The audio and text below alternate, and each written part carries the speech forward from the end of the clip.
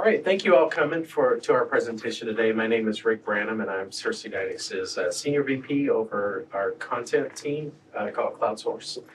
And you're going to hear from me a little later, but starting us out is Mariska Connolly, who is our CloudSource Director of Partnerships and Communications. Excuse me, today we're talking about CloudSource OA, which is a comprehensive OA solution for libraries, and I will just hand it over to Mariska. You dive in. Thank you, Rick. Thank you. Right. Hello, everyone.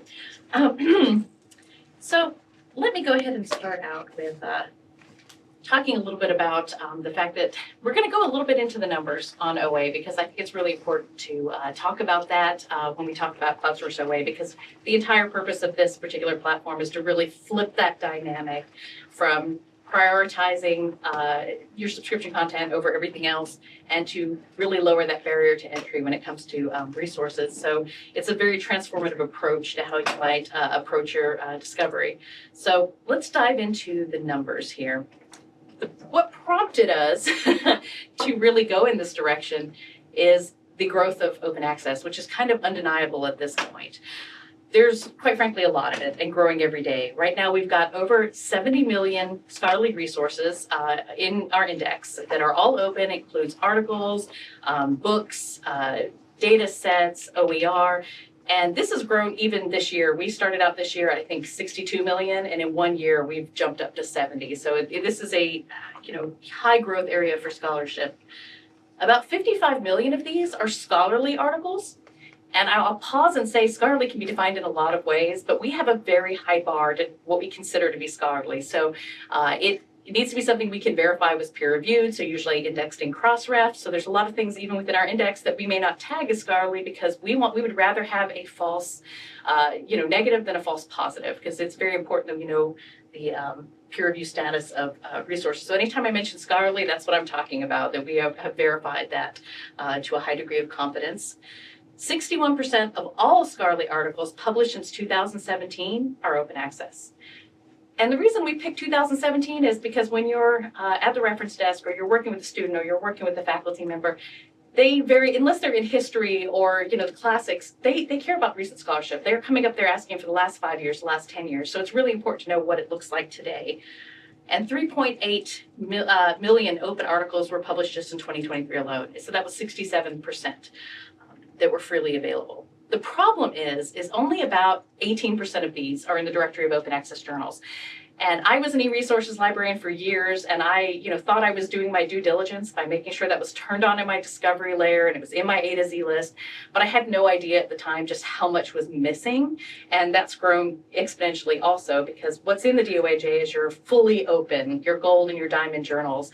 And that's just not where the bulk of it's coming from anymore. You've got, 84% of resources coming from other sources.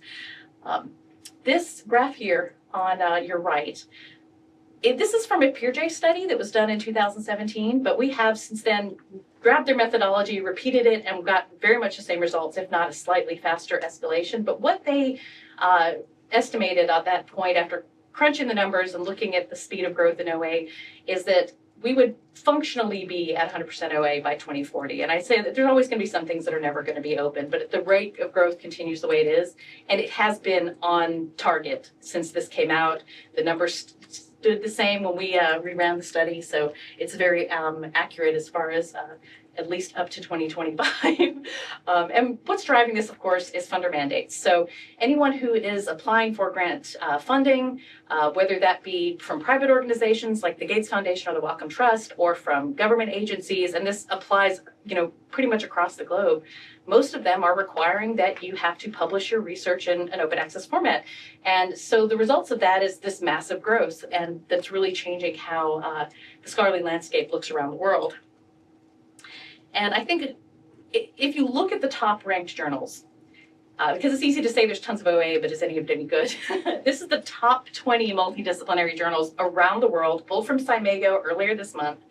And at this point, most of them are, half OA or getting pretty close to it. Some of them are so close to 100% if they're not already 100% that they might as well be fully open. That first cancer research journal is at 98%. And if I were paying full price for that as a librarian, I might be a little bit salty because I'm only paying for 2% of it. But I put this up here just to illustrate the fact that it's not only multidisciplinary content, but it's also the best multidisciplinary content, because these are the highest ranked journals. These are the ones that the best researchers are publishing in, that have the highest impact factors. And at this point, and I'm sure this number has gone up, at our last count, we had 178,000 journals publishing OA content. So just a massive amount of them. And of course, it's coming from all of the same publishers that you use in all of your other databases and journals. All of these folks are publishing high amounts of OA. And the difference is most of these, unlike the DOAJ, are hybrid journals. So simply the difference being that they're taking OA research that is being published by these wonderful authors, that is high impact research, and they're finding room for it in their hybrid journal. So it's residing right next to articles that you have to pay for. And unfortunately, that functionally means very often you end up paying for the OA as well, because even if that journal is, like the previous slide, 70 or 80% OA, you're not really seeing that open access content unless it's indexed in your discovery layer and unless it's discoverable. And that makes it functionally unavailable, and it's very high quality content. And kind of the other thing I hear a lot in OA is like, well, okay, so it's STEM. That's what we're looking at. We know it's high impact. We know it's coming from good journals, but it's STEM. But the truth is I've pulled from our own index the last 8 years worth of top fields of study just to see where they're coming in. And we've got things like philosophy in the top 25, art, we've got law, we've got, you can kind of see as we go through this, humanities is now in there, business is in there, we've got political science. The truth is it's not just STEM anymore. That's the top 25 subject areas, and it's coming in from all over the place. I was thrilled when I saw art appear for the first time. So why should this matter to you? Well, I think you can't really talk about discovering good resources without talking about how patrons discover, because that's a huge part of it. And at this point, a recent Pew Research study, and I read far too much research reports, but there's good stuff in there, and it just skipped me forward. I'm so sorry. I should be using this clicker like a smart person. So this research study that was done, I believe it was last year, said 54% of U.S. adults sometimes or often get their news from social media, making it a key ingredient in the American media diet. Facebook and YouTube are two of the other top sources, and I'm guilty of watching political commentary on YouTube. I'm not, I'm not immune from that. But about 33 and 32% come from those two sources. And really what it comes down to, Meta products like Instagram and Facebook rank up there at about 20%, TikTok and X, which are notorious for misinformation. People are just, they have a hard time finding really good quality content as it is. And then there's ChatGPT. I have 20-year-olds, like they hop into ChatGPT and ask them questions all the time. So this is from a SEMrush study, and this is, a company that does a lot of search engine optimization and looks at that field. And last year, they released an analysis of more than 80 million lines of global clickstream data from the second half of 2024, and to identify how many people interacted with ChatGPT. The purpose of their research was, really to demonstrate how they can get smaller websites, more traffic, but there's really fascinating information in there. So the data revealed, to give you an idea of some of the scope, by the way, 6.5 billion unique worldwide searches happened in Google in December 2024. But ChatGPT wasn't too far behind. I mean, they're a lot smaller, but still 566 million visitors, and I know it's going to go up this year. And while Google is still undeniably kind of the king in this area, ChatGPT is catching up very quickly, and other tools like that. But what's really interesting about this is their analysis said that 52% of searches on ChatGPT were informational. So of course I went through the study like a good librarian, found out how they defined informational, and the way they defined it was learning about topics. In other words, what we would think in the library world as research. So there's already a lot of people using these resources that are not the most desirable things. And with this increased complexity of finding quality information, I think libraries are positioned perfectly to respond to some of this. Here's where kind of get into, since we've looked at how patrons are doing research and where they're getting information from, we know that finding quality peer-reviewed content is hard. You have to dig through a lot of search results and dead ends and misinformation, and even if you're on Google Scholar, you're getting research from 40 years ago, and half the time it's taking you to a login anyway. It's really no wonder our patrons and students are turning to people like themselves on social media to help kind of weed through all of this information and make sense of it. One of the things this demonstrates is that the easier it is to find information, the more likely they are to use it. So if finding good quality information is easy, you're likely to get a lot more users using it. So since easy leads to higher usage, we're looking for intuitive design. We're looking for one-click access, because the minute you get to a login, you know that's a barrier. And some people are great with them and they know exactly what their login is, and some will just stop right there and go back to YouTube or TikTok. It has to be easy to navigate. I mean, for all the faults I have with Google Scholar and Google, it's not robust, but it is really easy, especially now with AI summaries. It doesn't mean you're getting the best results, but it's easy. And then staff are already stretched incredibly thin. Budgets are stretched thin, staff are stretched thin. Whatever solution you use in place of some of these, really attractive internet sources needs to be something that's not going to be onerous on your staff. So one of the advantages of CloudSource that I know Rick will talk about a little bit is even on our Plus product, it's managed for you. And on a SaaS product, we're updating it for you. You're not having to worry about it and maintaining the quality of the data that's in it for you, rather than having a long A to Z list you have to check the links on regularly. So I'm going to turn it over to you, Rick. Rick is going to talk a little bit about how CloudSource fits into this equation. Great. And let me sit down out of the way. Thank you, Mariska. You're welcome. So let's just take a look. Let me make this a little bigger here. Let's take a look at the product. So CloudSource is our solution to this conundrum that Mariska posed.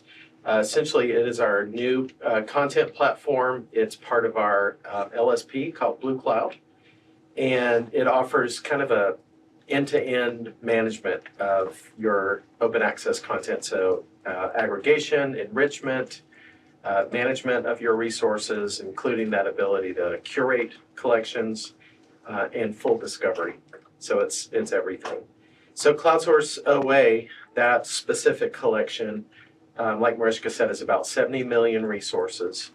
And it's, primarily articles, but also all the other proceedings, reports, etc. There are ebooks and e-textbooks in the collection, and there are also a trove of OER resources. So those might be online courses or lesson plans or videos or activities, etc. Right after this presentation in this room, we're talking more about CloudSource Plus, but essentially that's expanding the OA index with about 1 billion resources. So those would be subscription resources and on-demand resources. So non-OA scholarly content, popular magazines, trade journals, ebooks, multimedia formats, news sources. So to kind of round out your index of things you might want to offer to your end users. So we're not just passing along data that we've aggregated. In fact, we built an entire platform around expanding that metadata. This is a real value add, and it's something important that we're bringing to the table. So everything you see in those little bubbles, we're adding to the metadata, including the usage of AI tools to add things like fields of study and topics, concepts.